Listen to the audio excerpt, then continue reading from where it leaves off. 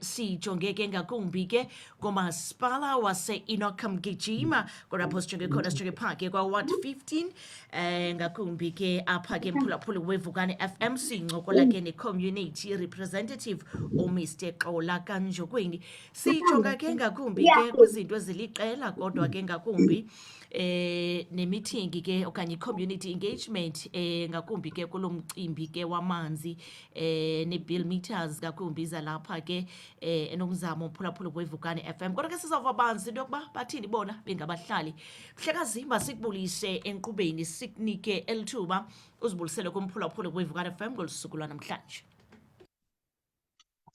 Tshawukazi, mandilithathe lithuba ndibulise kuba bonke abaphulaphuli beVukane FM, ingakumbi kwesi sithili seChris Hani District nakwezinye iindawo abakwaziyo usimamela abaphumela kuzo, ingakumbi ke kubahlali balapha eNoku Mgijima kuWard 15 phaa eNomzamo.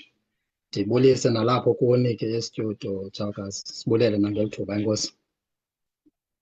Nkosi kakhulu mhlekazi. Sijonge ke ngakumbi ke kwi-community engagement kulindeleke into yoba ke yachopha namhlanje xa sijonga ke kulo mcimbi wamanzi. Ndiqonda ke noko ke uthanda ukuxhalabisa abantu abaninzi ke apha kulo masipala wase-Enoch Mgijima. Ungakusicacisele banzi malunga neprogram yanamhlanje, Mr Njokweni? Tshawukazi, into eyenzekayo kwiprogram yanamhlanje, if uyakhumbula umcimbi wamanzi ke siyawazi into yoba ngumcimbi othi mawuthwaxwe ndizothi uzwelonke, kodwa ke abakhona amaxesha apho sithi siwafumane khona. Siyile community ke yalapha eWard 15 kunezinto ezisibethayo kakhulu, nangaloo maxesha athi sikwazi uwafumana ngawo amanzi. Kuneendawo apho zineminyaka aziwafumani amanzi naxa ibuyile. If uyakhumbula nakulo nyaka uphelileyo ke besike sandwendwela phaa kumasipala waseChris Hani uzama uphakamisa loo nto. Bafika ke zenziwa iinzame, kodwa ke kuthe ukwenziwa kwezo nzame siye sawabona ke ephuma kwiingingqi ezithile phaa ngoJuni uyokutsho ibe into yexeshana ke naleyo, ngoba phaa ngo-Okthobha aye aphinda abuyela kuloo nto. Sithetha nje ngoku kwezi ngingqi ndithetha ngazo bawagqibele ngoDisemba uwafumana amanzi. Inoba babe ne-2 days apha kwezi veki ziphelileyo, nalapho efika phaa ngentsini ngoo-12 phaa ngaboo-2 ufumaniseka into yoba semkile. So yiloo nto ke ngoba besinembalelwane besiyenzile phofu kumasipalithi apho besingasipetishini kweli tyeli, kodwa sisithi kwiofisi kasodolophu mayike ize ngokwayo and then izise nezinye zezi departments zi-involved kuyo yonke le nto like your infrastructure, nezinye ke apho zizothi ziphicothe umcimbi wamanzi, ngoba kunayo nezinto zokokuba aye abuye ke emdaka apho siye sibone khona into yokuba amanye siyadawutha noba into yoba arayithi na into yoba angaselwa ngabantu. Silapha kwisikolo mhlawumbi. Ndiyaqonda wena mhlekazi wam ngumcimbi ke oxhalabisa abantu abaninzi ezibe nditshilo lo mcimbi wamanzi ngakumbi ke kulo masipala wase-Enoch Mgijima. Nanjengoko ke sele sisazi mphulaphuli ke xa sithetha ke ngamanzi abantu abaninzi ke bayawuthunyelwa ke kumasipala ombaxa waseChris Hani. Lithini elenu Mr Njokweni ningabahlali namhlanje xa nibiza le mithingi? Ndiyaqonda ke into yokuba ke nizawufumana ithuba lokuba nibe niyazithethela kumasipala ombaxa waseChris Hani o-responsible xa sijonga ke kwi-water and sanitation. Niya nelithini ningabahlali namhlanje? Okay, Tshawukazi, esiyangalo siyayazi into yoba zikhona neentshukumo ezenzekayo kuthi kwikomani iphela, kodwa ke abantu ezinye zezinto siye sabona into yoba azinokulindwa, ngoba lo mcimbi lona kuyakhalwa. Ukhumbule emawadini kunee-ward committees, kunoo-councillor, kunee-PR, yonke loo nto leyo. So ufumaniseka into yoba nabo ngoku seyixake nakubo le nto lena, into yokokuba bayophendula bathini. So that is why siye sathatha olu xanduva ukuthi masiye khona ngoba eyona nto sizobe singayo namhlanje yilena nditsho ngayo, sijonge into yoba umasipala waseChris Hani kwezingeni, ngoba last year ngoku sasiye ngepetishini ke last year, kodwa kwazanywa ke uzenza iinzame and ke sawabona ephuma njengoba ndisitsho into yoba at least inoba iperiod ye-3 months aye yaphuma. But ke ngoku eyona nto yenzekayo yinto yokokuba funeka icacisile, ngoba sasitshilo phaa sathi sifuna isolution e-permanent ezokwenza ukuthi athi amanzi xa ephuma kwimlungisi yonke iphela, kungabikho ndawo zishota ngamanzi, iindawo ezizohamba ziyokukha amanzi kwiindawo ezikude, ingaske ngelaa xesha kuphuma ngalo abe nokuphuma. So iyasixaka ke ngoku loo nto leyo into yoba nanamhlanje sisakhala ngalaa nto besikhala ngayo, ngoba ezi ndawo zazikhala kulo nyaka uphelileyo isezezi zinale ngxaki zinayo nanamhlanje.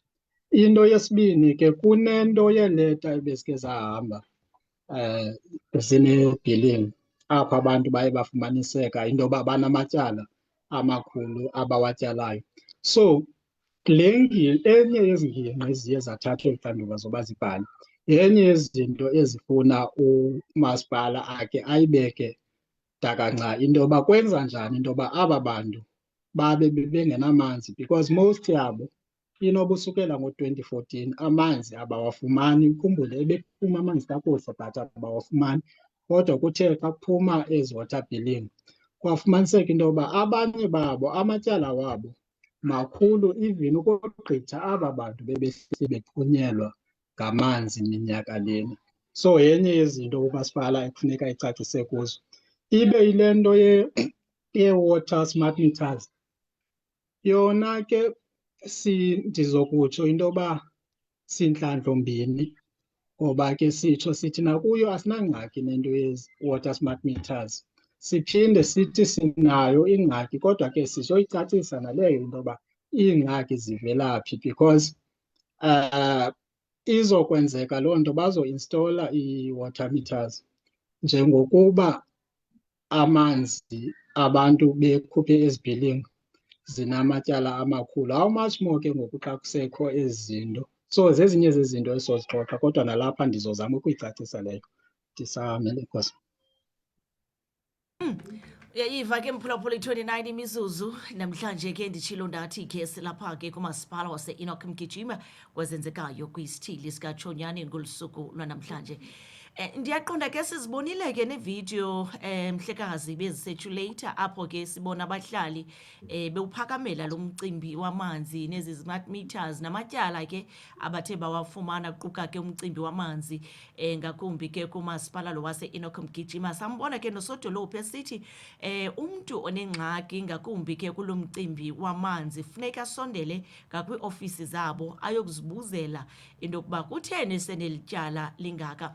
Mhlawumbi ke Shulti ningoneliseki zimpendulo enizifumanayo namhlanje kule meeting okanye kule community engagement nizawube niyayihlala, nizawuthini ningabahlali?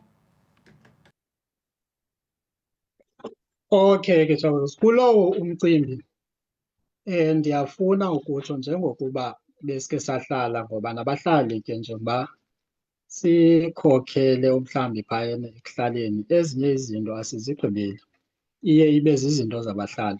Njengoba ndisitsho nangoku into yokokuba lo mcimbi ayingomcimbi waphaa eWard 15 kuphela, ngumcimbi oquka le ngingqi Komani neZibele.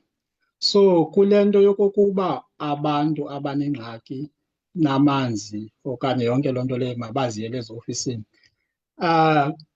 asizufuna ugqibela abantu. That is why sithe mabeze apha, ngoba if uyakukhumbula siqale embaneni, umbane kwaintrodyuswa into yee-smart meters, of which loo nto leyo abantu abaninzi, ii-communities ezininzi zange ziyifumane loo nto, beziyifumana njengoba sithetha kwakwi-social media. Umhlawumbi uve oomeya bethetha kwi-social media yonke loo nto leyo, but kungekho zi-community engagement ezicacileyo whereby abantu babe clear ngalo mcimbi. Loo nto leyo hayi ukuthi besikhala ngayo, ngoba nasekuqaleni if uyokhumbula yakhe yaintrodyuswa laa nto ibingafiki into yezi-smart meters, I think ngabo-2010. And ke nale community yalapha kwaWard 15 bekhale kakhulu ngoba zatshintshwa iibhodi zabo ngoku. Then ekuhambeni kwexesha loo project yaphelele emoyeni, iingingqi ezininzi zingakhange zenziwe. So nakulena yezinto zamanzi siphinde sitsho into yoba no, uba kuyabonakala into yokokuba akho nto kuviwana ngayo, nabantu balapha bayothi bazibandakanye kwinto ezothi ithathwe ke ngoku sisigqibo se-community, njengoba bebeke yavezwa loo nto leyo into yokokuba umntu akanawuyokuzigcada eyedwa phaa. Le nto lena njengoba besithi yinto yokuhlala, mabeze nayo ekuhlaleni izoba nokucaca, because ngeke uvele uintrodyuse into nje exoxe phaa ingakhange ize nendlela ebantwini, ngoba abanye asinangxaki nezi-smart meter because ekugqibeleni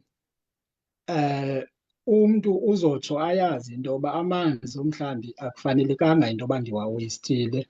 Like ukubone kuhamba iinyanga zibe yi-3 kunetepu evuzayo okanye uphapi ovuzayo apha eyadini, uzoyazi into yoba kufuneka ndiyifiksile le nto because ndinganetyala elikhulu.